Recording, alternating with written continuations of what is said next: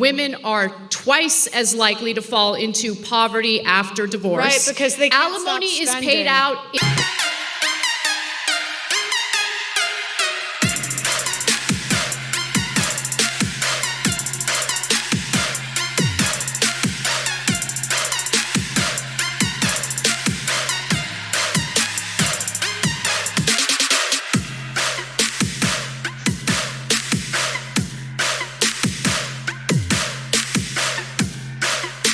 We won't not eat out. We won't learn to cook. We won't do anything that like saves money. We just love spending. Make 6 figures and I still live paycheck to paycheck. But it's not for the reason that you think. I'm 26, I have 2 degrees, I work in tech, and I'm single income, no kids. It all sounds very good on paper, right? But here's the reality. I started with $60,000 of student debt. In the last 3 months, I've paid off $12,500. Yeah, student debt's big. But again, her clothes look nice. Her hair looks done. These people don't look like poor. You know, when you say you're living paycheck to paycheck, I expect you to look poor. You don't look poor. You don't. You look well groomed, you know? Trying to enjoy my 20s and have a life. I still take a vacation every Of course you do. 2 months because I refuse to pause my life just to pay the bills. But this also comes Translation, I want to bang guys in other cities and have nobody know about it. Like I always say on this channel, modern women are going to these high-priced institutions to get jobs that nobody cares about, that aren't going to make any money. 70% of student loan debt is women. And now they're going to have to stop going on vacations, buying houses and expensive cars, and living outside of their means. My credit has tanked 80 points. And now they're all delinquent accounts. Miss INDEPENDENT, do you know what that means? She's about to lose her own house and her own car. I don't know. I haven't finished this song. But it's funny because all the women that say they're so independent, they're independent till the check comes, till the bills come due, and then they're a lot less independent. Yep, single mom. I don't see a dad. Yeah, well, isn't it the consequences of your own decision? Modern women go to school, put themselves in debt, and they think that they're going to have these long careers that will lead them to financial success. They feel entitled to start living a lifestyle they can't afford and trying to impress people, particularly other women. This usually leads to them buying cars and trying to pay car payments that are way too high. The average car payment for a new car in 2025 is $745. Let's look at some women with car payments that are way too high. $100 or more. So everybody's car note is $700 or more. And don't come on here lying and say that your car note is $400 because I'm not going to believe you unless you show proof. Since I have been buying cars, I have not paid under $400 for a car note. And when my car note was $400.01, that was back in 2017. Every vehicle I have purchased since then has been at least $550 or more. She's got a ring, meaning someone else is paying for it.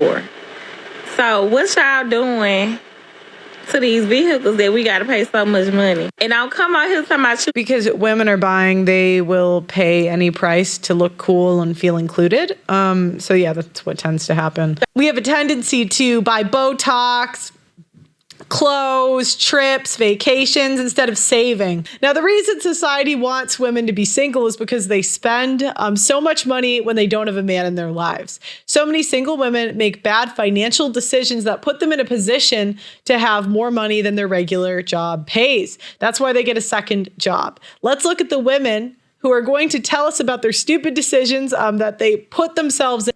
Hopefully, by February, I'm out of this credit card debt.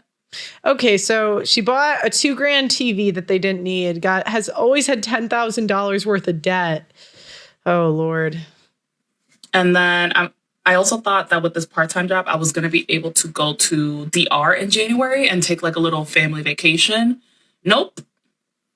Because my sister wants to do Greece next June for her birthday. And if I want to make Greece happen, I can't make DR happen. I can't. DR is going to be like $1,000 trip. And Greece is like a $3,000. Okay, why, if you're in debt, I don't understand why are you traveling? This is a woman that actually looks poor, but I still get the same question. Like, you're paying for hair dye. You know, I mean, I don't know what it costs to keep her hair like that, but I don't think it's cheap. So, you know, because if you say you're poor, I'm expecting no makeup, which I don't think she's wearing any, no hair coloring, no nothing. I expect you to look ugly. Unless you're really hot. If you're a mid, I expect you to be a sub-mid. Women do control the overwhelming majority of spending. In fact, when you boil down the numbers, it's quite a severe and chronic problem in our supposedly equal society. And it would be a lot easier to listen to modern women complain about how oppressed they are if they weren't out here spending all of their money, men's money, the government's money, everybody's money. Now, let's start with individual spending. According to BCG, the Boston Consulting Group, U.S. women control approximately 85% of consumer spending across the board. The entire private sector, despite being only 47% of the workforce and 50% of the total population. Let that sink in for a second. It's a result of women not only controlling men's purse strings in relationships, but also women being more careless and wasteful with their own private spending.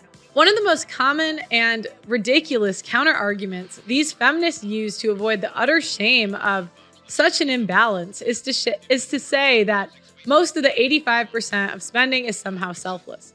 For instance, most of those purchases are for the entire family, like grocery shopping, as if it were somehow a virtuous sacrifice and a major burden on women to prevent their own kids from starving to death. Also, note that 85% figure includes tens of millions of women who are single, childless, or no longer have dependent children living in the house. Bottom line, we're not just talking about women who are selflessly taking time off from their busy schedules of posting garbage on TikTok to head down to the grocery store. We are talking about a manner of selfish, petty, and self-indulgent purchases. And there are a lot. According to Morgan Stanley, females control the overwhelming majority of spending on luxury goods and services. 90% of designer brand clothing, 85% of high-end accessories and jewelry, and 80% of travel expenditures, and 70% of all dining out. And often the tiny share of purchases made by men in those categories are done to impress and to get women. So the reason you are staying broke, Amazon, Starbucks, like I just can't really get lectured by a woman. We'll see. If she's talking about making money, that's one thing. But like you can tell based on how a woman is like dressed if she's frugal. Like there's hair dye, these look like lash extensions, a little bit of lip filler, fake boobs are going to be like, and I'm not trying to judge, I mean, women should invest in our looks. Maybe my life would be better if I just, did all that. But I don't want to be lectured by you. We'll see what she has to say. We'll see. Because you keep saying you're broke. That is the... Oh my God. She said, because you're set. Like, women, we give each other the worst strategies. Like a lot of life, this is just strategy. Okay. It's either make more money or spend less. What's the... Shoot, look, if you keep making decisions based on where you're at, where is that going to get you? Oh my gosh. You have to make decisions based on where you're at. What do you mean? Oh my gosh. And I'm still living paycheck to paycheck. I'm still in a ton of debt. My bank account still goes into the negative sometimes. Women think they're going to get sympathy saying this. Again, she looks like she's had work done. I see hair dye. They just never look. It's okay. I spend too much money even though I make a lot. That's what the women are saying, and they expect sympathy. But the mindset shouldn't be, oh, budget your money. Don't go out to eat once a month. Don't get your nails done. That shouldn't be the mindset. The mindset should be... You've got to be kidding me. So she's spending too much money, and she said, I cannot have the mindset of saving money. I'm going to say, I've said this other videos. I don't mean this to be mean, but if you're poor, you can't be fat. You got to pick struggle. If you're poor, I expect you to not be overspending on food, and you're clearly overspending on food when you look like this, right? You clearly could cut costs. in calories. It does not matter if I just went into a store and just bought 100 items. You'd think that 100 pieces of clothing would be enough to sustain a person. Logically, that makes sense. Realistically, after I leave that store where I just bought 100 items, I walk into another store and guess what? There's more cute clothes in there. Buying clothes doesn't satisfy the craving of needing more clothes. It's just never enough.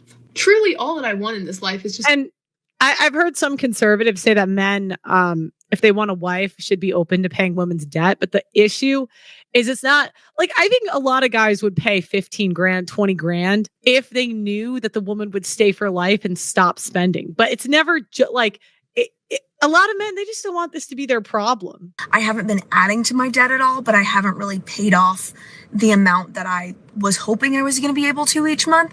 So that just kind of like, I don't know, it kind of depressed me a little bit. I've seen other creators create series. Again, she doesn't look poor.